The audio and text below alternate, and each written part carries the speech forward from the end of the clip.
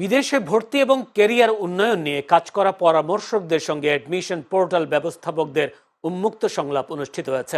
শুক্রবার রাতে রাজধানীর বনানীর একটি হোটেলে বাংলাদেশে নিবন্ধিত শিক্ষা পোর্টাল মালিকদের একমাত্র সংগঠন FACD ক্যাবের কার্যনির্বাহী কমিটির উদ্যোগে এই সভা অনুষ্ঠিত হয়।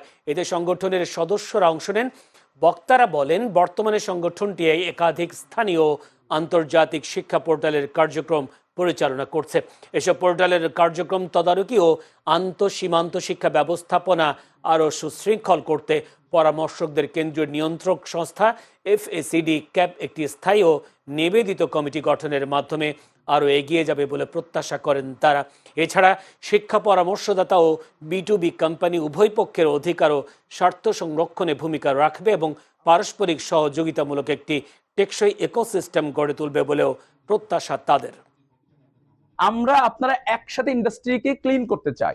এই ইন্ডাস্ট্রিতে অনেক ধরনের প্রবলেম আছে, আমরা সবাই জানি। এবং আমি ব্যক্তিগতভাবে মনে করি যে আসলে আমাদের দেশের যে সংগঠন ফ্যাটক্যাব, এটা যে জায়গায় যাওয়া উচিত ছিল আমরা সেই জায়গায় যেতে পারিনি, সেটা আমাদের ব্যর্থতা। সেই ব্যর্থতা দায় নিয়ে বলছি, যখন এবার সুযোগ এসেছে আপনারা আমাদের সাথে একত্র হয়ে এই ইন্ডাস্ট্রিকে এগিয়ে নিন। This is our chance. যদি আমরা এবার এগিয়ে যেতে পারি, ইনশাল্লাহ আমরা আর কখনো পিছাবো না।